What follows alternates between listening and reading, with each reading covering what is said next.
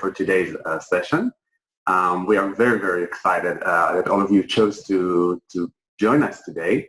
iVision Live is an initiative, a program of the World Zionist Organization, Department for Diaspora Affairs, that I'm proud to lead its local delegation here to North America.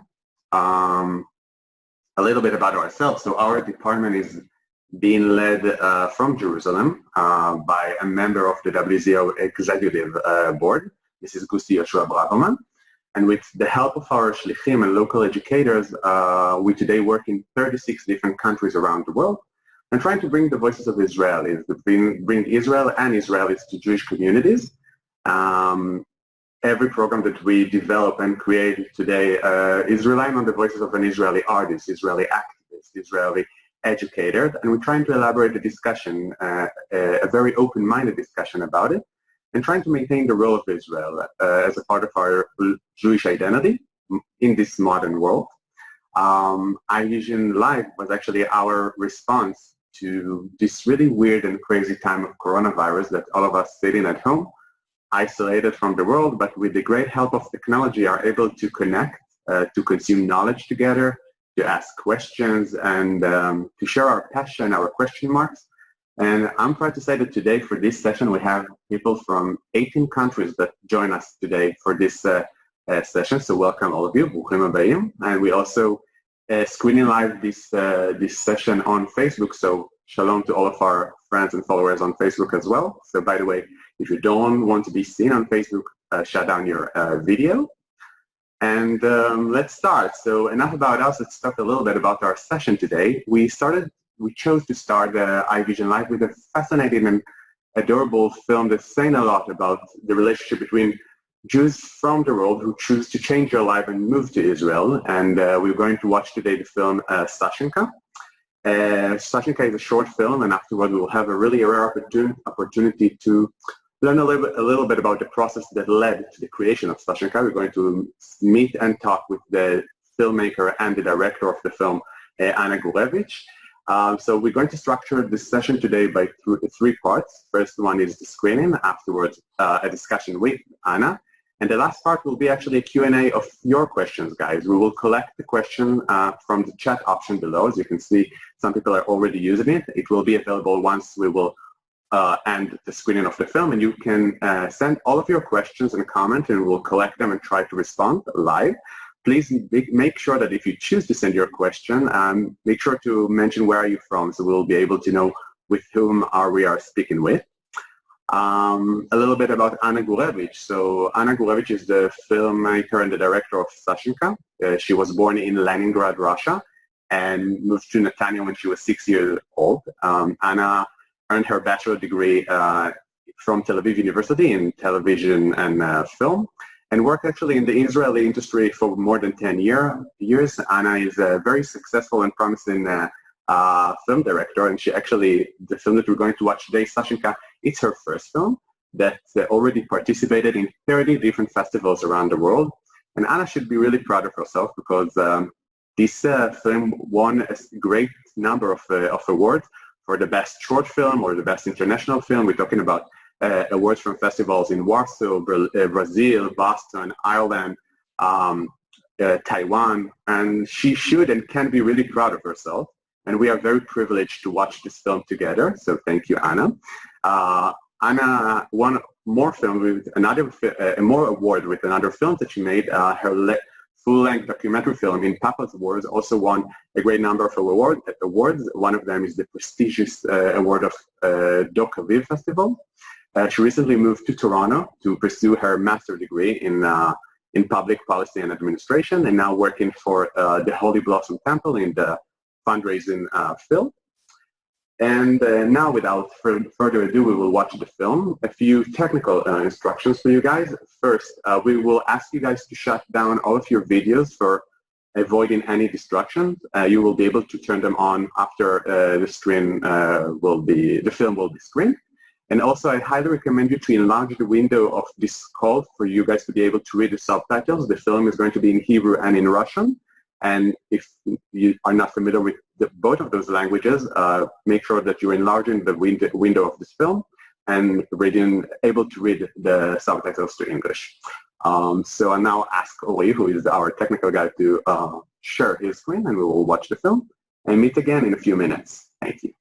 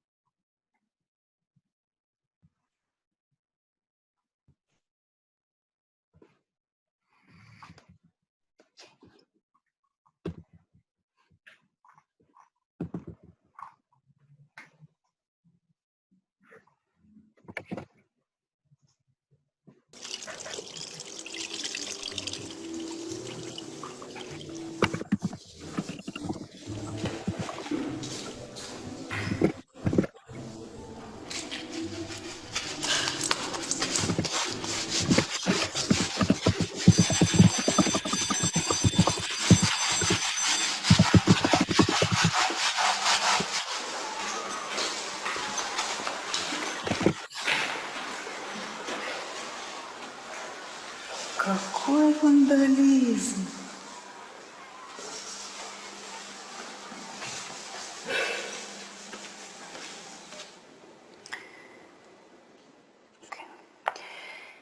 שלום, שמי אילנה, וזה מאוד חשוב שהגעתם היום. Это Илана. Она говорит, что это очень важно, что мы пришли. הבן שלך נחשב לתלמיד מצטיין, ואנחנו, בית הספר תמיד שמח לקדם עולים חדשים. זאת סבתא שלי. אמא בעבודה, היא לא יכלה לבוא. הבנתי. Она подумала, что ты мама, и она говорит, что я отличник, и что они рады помогать новым олим. הוא ילד מאוד מוכשר, טלנט, ולכן בית הספר מאוד הופתע שהוא ישתמש באומנות בצורה כזאת. אנחנו חשבנו שהציורים שלו יפתחו את התערוכה החדשה שלנו. Она сказала, что я очень талантливый, и мои рисунки откроют нашу выставку. מאיפה עלה לך הרעיון הזה? ועוד בצבעים שנקנו במיוחד בשביל השיעורים. Она сказала, что я правильно работаю красками. בית הספר מאוד נפגע מהציור שלך. זה זלזול מוחלט. И что это помогает моим работам. הכל בסדר בבית? אמא מסתדרת לבד? Она рада слышать, что у нас все хорошо. אז הכל בסדר? אוקיי?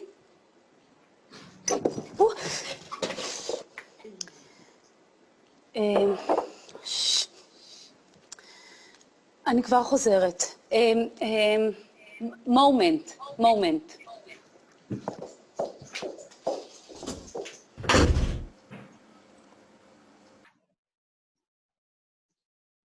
Сашенька, я рада слышать, что тебя хвалят, что у тебя все в порядке.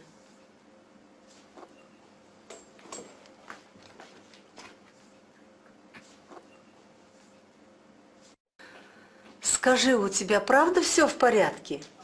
Ну да, она же сказала. Это она сказала, я хочу слышать от тебя. Бабуля, все в порядке, правда.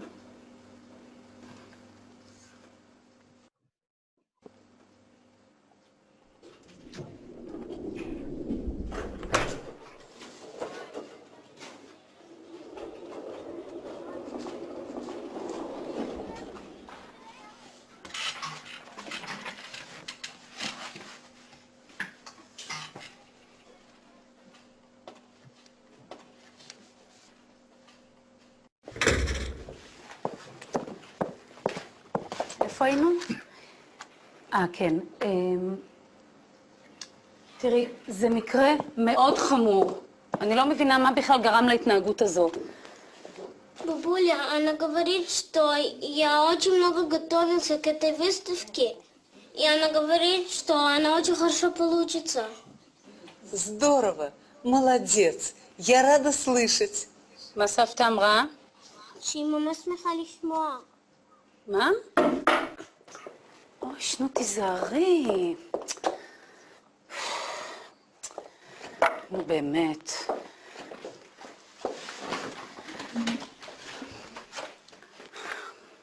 סשה, אני לא מוכנה לסבול מקרה אלימות. בטח לא נגד ההנהלה. אני נאלצת להשעות אותך מהלימודים לשבועיים הקרובים. Что? Что она говорит? תגיד לסבתא שלך שזה בלתי נמנע, ואני לא רוצה לעורר שערורייה גדולה. איך אני אסביר לך? סליחה, אולי אני יכולה... He was bad. Not good. בואי. Come. See? This is what he did. Оля, послушай, It's very, very bad. им так понравился мой рисунок, что они попросили, что я его нарисовала на стенке.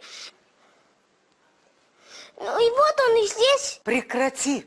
Хватит мне врать! Зачем ты это сделал? Потому что она сказала перед всем классом, что я не буду участвовать в выставке, потому что у нас нет денег заплатить. Понятно. Пошли. Дома поговорим.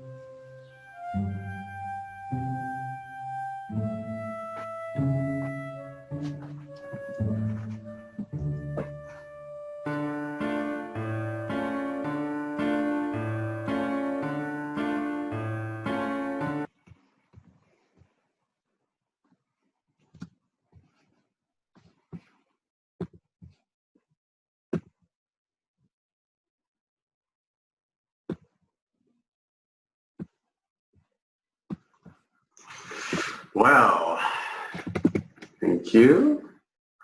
Anna, are you here with us? Can you hear us?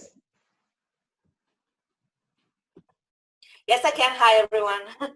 Shalom, shalom. Shalom to the people who are isolated in Toronto. Anna, you know, it's the 5th time that I'm watching this film, and it's kind of short, but it's, you know, for me, it's amazing. Like every time I'm discovering something new, like another message around behind it. And I kind of wondering if you can share with us maybe what was the inspiration behind Sashenka? What led you to make this film?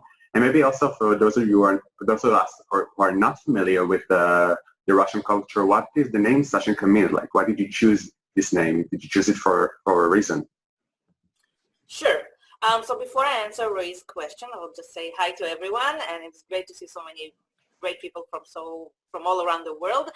Also, just a quick thanks to everyone who made this happen, the Department of Diaspora Affairs of the World Zionist Organization and the people who leads it, Lucy and Yamin, to Roey, our facilitator, with whom I always enjoy talking, especially since he saw the film so many times, and to Lior Sagi, he's Canada's regional manager for the department and the director of Beta Am Films program, which this film is part of. Most importantly, though, he's the person who drives the life and work of me and basically Sashenka as well, being one of the producers of the film. So now that I did explain a bit the people who drives all of this to happen, I'll answer Roey's question. So I did this film at my last year at university. No, sorry, not last year. During my studies at the Film and Television department in Tel Aviv University, and I basically did it because of sense of guilt towards my grandparents, especially towards my grandmother. Not because I translated incorrectly for her, which I don't think I ever did the way Sashenka did in the film, at least not intentionally. But I could have appreciated her more for everything that she and my grandpa did and sacrificed for us, for me, so we can have better life in Israel. Just like a small background, my father passed away when I was 4 years old in Russia. So I grew up only with my mom, and in the 1990s, we arrived to Israel, my mom and my 2 siblings, and about 6 months later, my grandparents arrived to help her, and by doing that, they kind of left all their life behind. So they had careers, they had family, they had property, they had so many things, but they decided just to leave everything and to come to a new country, not knowing the language, not knowing what's going to be, and just do that just for the sake of helping my mom, helping us. And I think that growing up, like I had, like, you know, as all kids, you don't appreciate enough what the older generation does for you. And I realized that only when it was actually too late. So that's basically what drove me to this. I kind of wanted to share that experience. In terms of the name Sashenka, my brother's name is actually Sasha, Alex, but that wasn't the reason. The reason was just because Sasha is such a popular name, especially in Russian families. I think you can find Sasha in every family. We actually have 2 Sashas. So yeah, so that was just the idea. Well, thank you. Thank you so much for elaborating about that. By the way, some technical instruction. Everybody is free to turn on his camera if you want to be seen. We would love to see you. Again, we have participants from 18 countries, maybe that we'll be able to see each other. Going back to the film, Anna, you know, I think that the film actually presenting a change between the traditional roles between adults and kids. Suddenly the kid is being the bridge between the adults to the general society. And I was kind of wondering if you feel that this situation also reflects your family experience in Israel after you met Aliyah, if you also change the dynamic between adults and kids. In some ways, yes. Mainly because probably all of us know that every person at some point of their life had to help the grandparents to deal with something, like either it's like computers or whatever. And with having grandparents that are unable to communicate, like not having the language to communicate, made it really, really challenging for them. And then they just became really dependent on me, on my sister. Obviously, being like we arrived to Israel when I was 6 years old, so I became really quickly adopted into the Israeli culture and the language and the mentality. And then, like, none of us had we didn't have another option. Like, we had to help them to either if it's going to the bank, to the doctor, to the market, and they had to rely on us. And I'm sure they would have preferred to do that by themselves, but that was the reality. It was challenging. It was hard, especially since as a child, you don't really understand everything that you need to translate. You don't always have the skill to translate it correctly. And mainly, you really feel a lot of times ashamed or not, like, because, for example, I went once with my grandma to the market and, like, you know, do shopping and all of that. And then she wasn't happy with the price, or I don't know, the person there just tried to, charge her more. Anyway, she wanted me to argue about that thing. And it was really hard I don't know, 7 years old, translating whatever she was telling in Russia. Of course, she was really excited and upset, to Hebrew, and then translating it back, and all this time trying to get her to be happy. It was really. Did you choose not to translate some things from Russian to Hebrew, or the opposite? I'm not sure if intentionally I was choosing that, but I'm sure I missed things, also because of the situation, also because I learned Russian while I was in Israel. Like, my Russian became better in, because I was only 6 years old when I arrived. So I did have my own language problems, usually with the Russian, not with the Hebrew. But it was really hard, and it made me feel really ashamed of the situation and frustrated.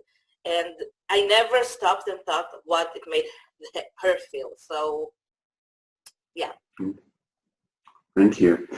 I want to be artistic for a moment and ask you maybe to elaborate about some specific character, the character of the cleaning lady, actually. For me, and we talked a little bit about it before, but like, she's a fascinating character. She's on one hand almost invisible. Nobody see her, nobody give her any influence in the room, but on the other hand, she can be the bridge. Like, she can solve the solution that all the people are now facing.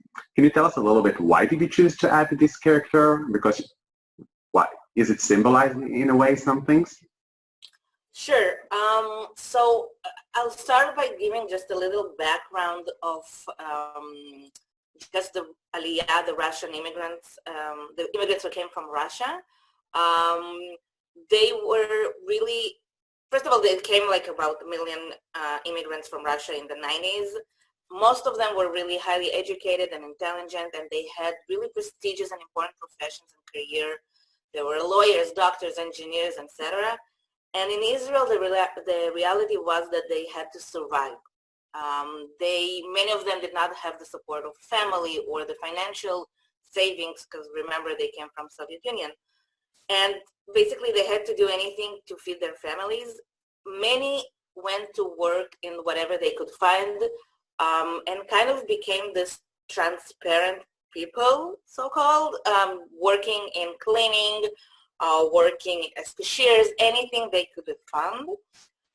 With time, they did learn Hebrew. They did learn, they became more integrated. But a lot of times, it wasn't it wasn't that obvious that they actually are better integrated than what they kind of got stuck in that position. Of course, there's also success stories, actually. My mom, for example, is one of those success stories. Probably mainly because my grandparents came to help, and she was able to, my mom is a lawyer, and she was a lawyer in Russia, and she was able to do her studies again in Israel, studying all the law and taking her exams, and she was working as a lawyer for more than 20 years in Israel. And there were few people that were able to do that. But again, there were many that weren't able. And so I put this, and there's a photo here that just shows, I'll just explain, just for you to see, that's a photo of us on the day we leave Russia to go to Israel. That's me and my sister. I'm in the blue one. My mom is behind us with a gray coat, and that's my grandma on the left side, and my grandpa just behind it, and some relatives on the other side. So just so you can have a sense of how it felt. But going back to the cleaning lady, so I've added this character, first of all, because she's kind of a reminder, a silent reminder of Sashenka's mom, the absent mom. She cannot come with him to this meeting because she's working, as he said. He doesn't say what she does, but for the whole what we know, she can be doing the same thing as this cleaning lady, just in a different place. I also thought that it's interesting to see how a lot of times the people who has more strength, like the director of the school, doesn't realize how much strength there's to other people who are quiet, basically. The fact that who are invisible. Or invisible, exactly. The fact that she doesn't realize she's actually can, like, if the principal would have thought about that, she could have used this cleaning lady as a help to her. She could have used her to translate, but she didn't think about it. And for example, I have a great experience about it. I always used the fact that I know both languages, and the fact that while speaking Hebrew, a lot of people don't understand that I actually am from Russia and understand Russian. And I was serving in the IDF, and I had many events, and especially remember one of them sitting in a dining room, like, everybody eats and all of that. And next to me, there were like a group of soldiers, Russian soldiers, like Russian-speaking soldiers, and they talked about something, and they laughed about something, and I didn't talk to them or anything. I was doing my thing, and then I just laughed about something they said, and they were in shock. They were like, "Do you understand?" And I said, "Well, yeah, I understand Russian." So it was really like a power I had, a secret power, which by the way, I still use. So beware. But it was fun. Of course, like we start talking, all of that. But this is some kind of like a silent power of this transparent people. So, great power, by the way. We talked a little bit about it before, but for me, the film is actually representing a situation that was happening and relevant during the 90s, the encounter between Russian culture and Israeli culture, Russian codes of behavior and Israeli codes of behavior. And we know for sure that today in Israel, Israelis that were born in Russia that define themselves with the social term of Generation 1.5, trying to reclaim the presence of Russian influence, of Russian culture on the mainstream culture in Israel. And I was kind of wondering if you feel that this encounter between Russian culture and Israeli culture today is different than it used to be in the 90s. And also, if we can get a little bit personal, which culture is closer to you? Do you define yourself as closer or more closer to the Israeli codes of behavior or to the Russians one? So growing up, it's a great question, by the way. It's a question. Thank you. Because I think that growing up as a Russian immigrant in Israel, I always had a conflict between the two cultures.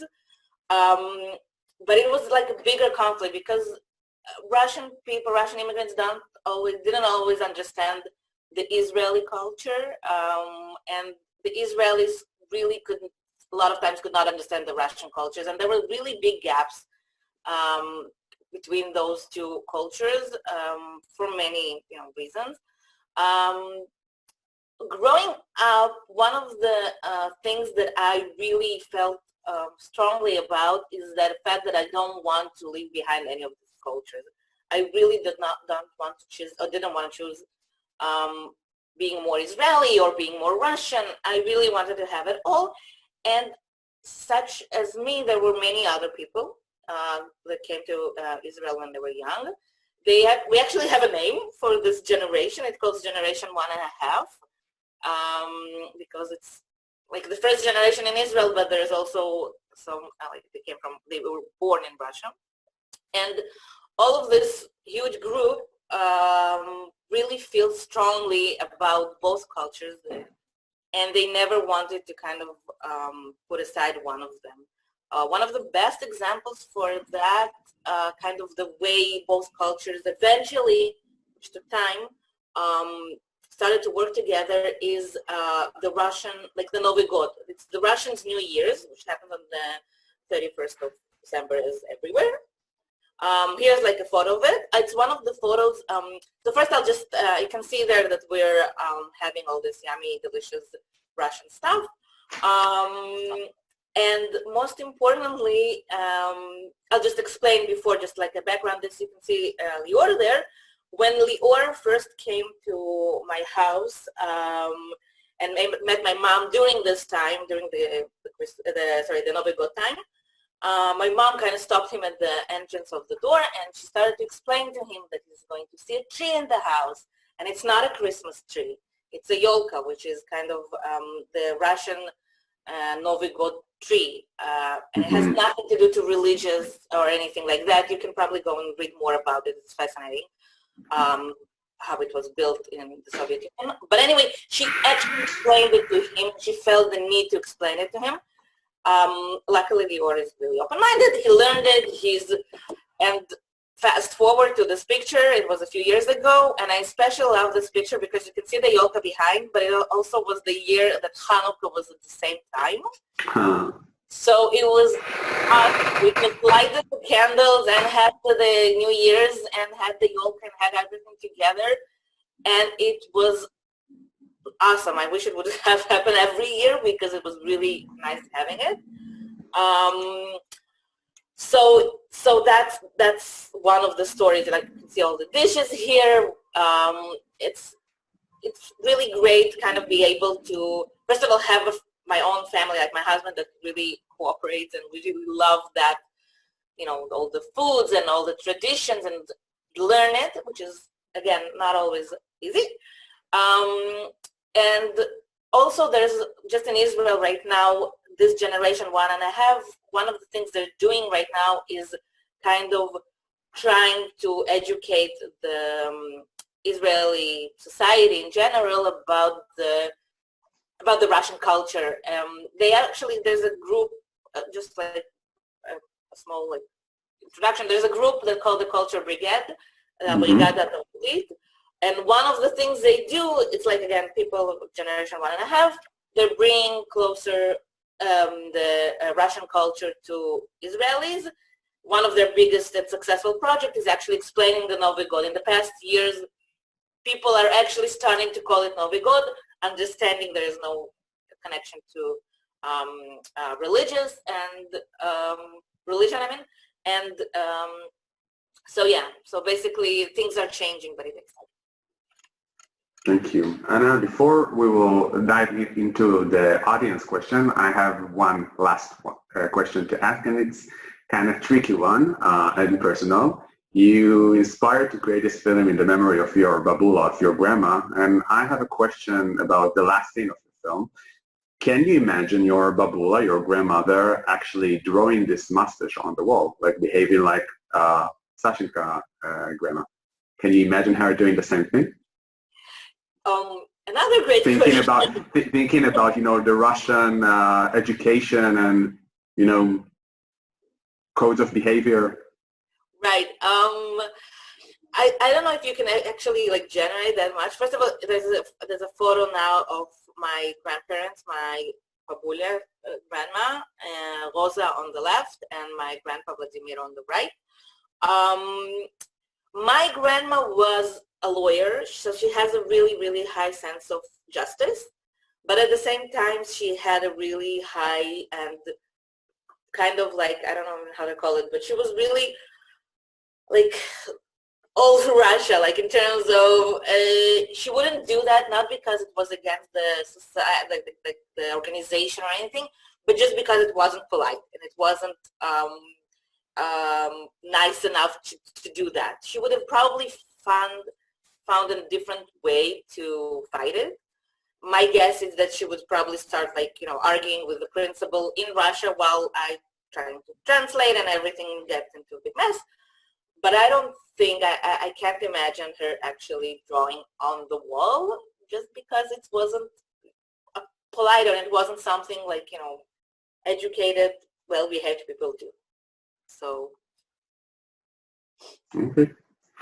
So we will now collect questions again from the chat section. Feel free to continue sending them, and we will try to respond. We will start with a question from Denmark, from Max from Denmark, who is asking, how can it be that a country like Israel, who is used to welcome new immigrants, don't understand the culture of the new immigrants? You know, Anna, we spoke a little about it yesterday between ourselves, that I shared my family immigration from Iran. And immigration is a tough thing for everybody, but do you think that Israel did your family expect Israel to welcome immigrants in a different way? I think that immigration is hard for everyone, by the way. The people that immigrate, the people that need to welcome them to their, you know, living surrounding and share the researches with them. And I think that with Russian immigrants, especially in the 90s, Israel wanted to welcome them, but there were so many. There were like more than 1 million of people who arrived at the same, a really short period of time. And despite providing some help, I think a lot of people were expecting more than they got, and some expectation maybe were not realistic enough, or but I think Israel did as much as they could. But also we need to remember Israel was still a young country, definitely like 20 years, 30 years ago, and that it was still struggling to kind of define itself. And then so many people came with such a different culture, it was really hard for them to understand how all of this works together. And also different, like it was same but different, because a lot of people there, they had like Jewish tradition, for example, but it wasn't exactly the Jewish tradition as Israelis were expecting. So it was kind of like, and they weren't prepared enough for that amount of people. And so I think Israel, again, did a lot of good things, and I know from my family, we're really thankful for it. I'm thankful for being raised in Israel. But as everything, there's, like some downsides of that as well. So. Anna, it's related to the next question from Alicia from New York, that actually you started to speak about the Jewish identity, and Alicia is asking, did your Jewish identity change after you made an Aliyah? Like, did you see any differences before making Aliyah and after?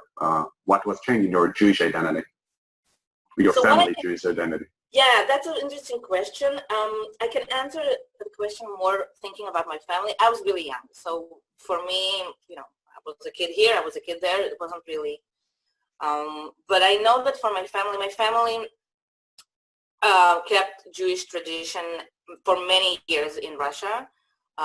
We had really Jewish strong connections. My grandpa was one of the students of Bialik. My grandma spoke Yiddish.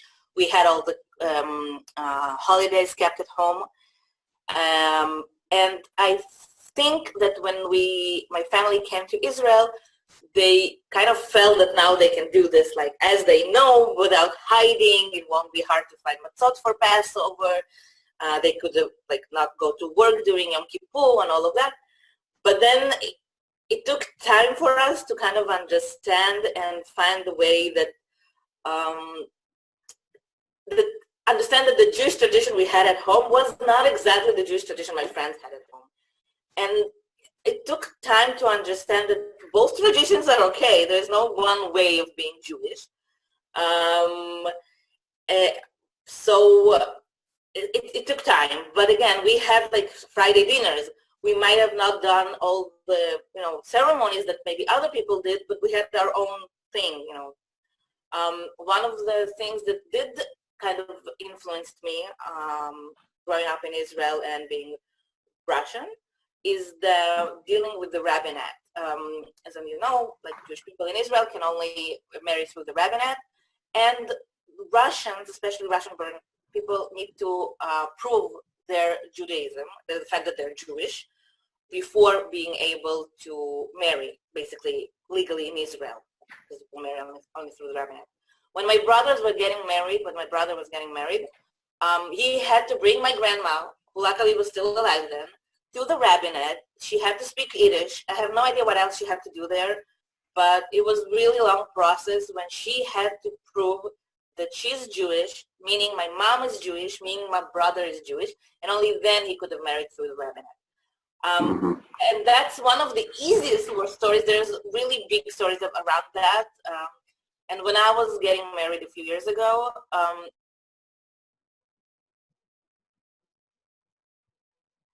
anymore, because my brother proved it, I'm not going through the rabbinate, because I couldn't stand the idea that somebody needs to, like, after all my family went through, after all my life in Israel, somebody needs to actually check that, and the question will rise.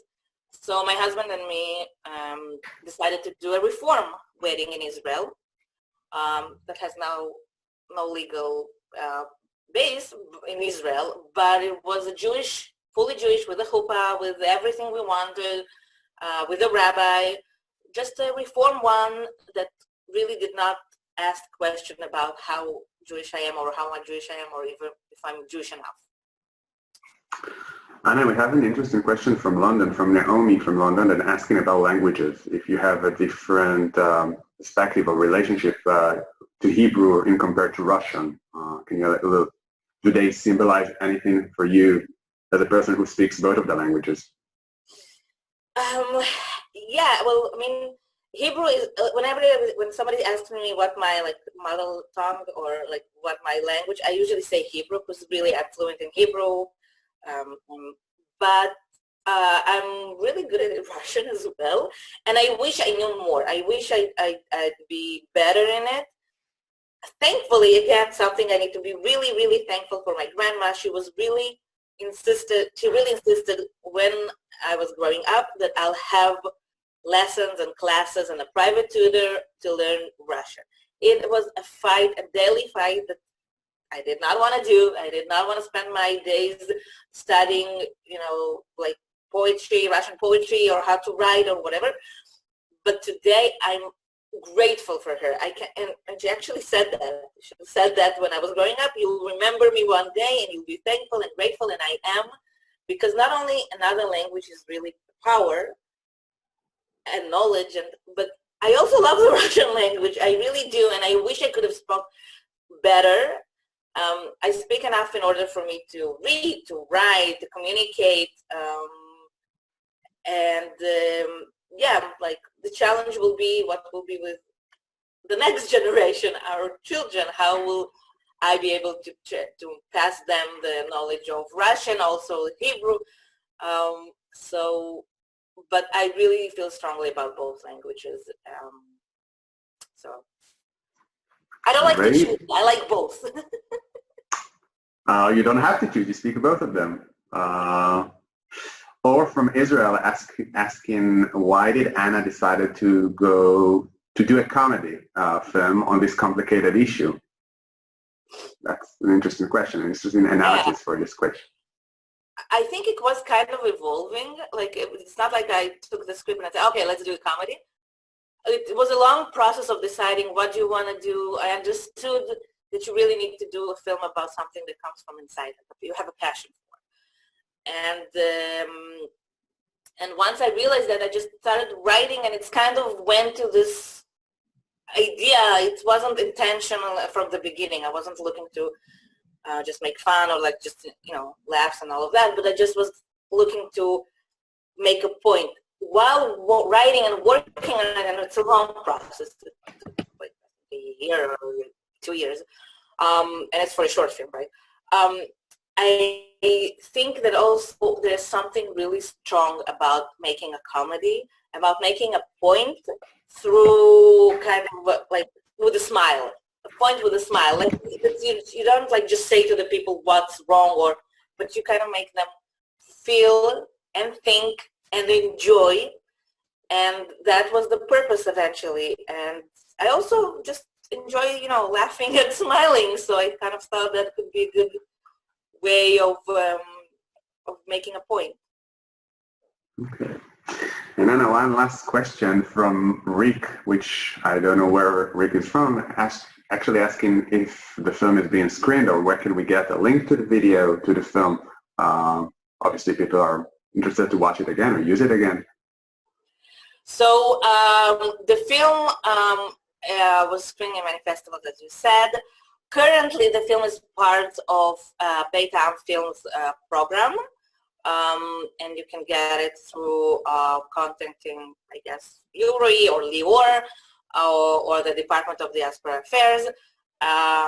It comes with a discussion and all of that. There's many things that this film can be accompanied by.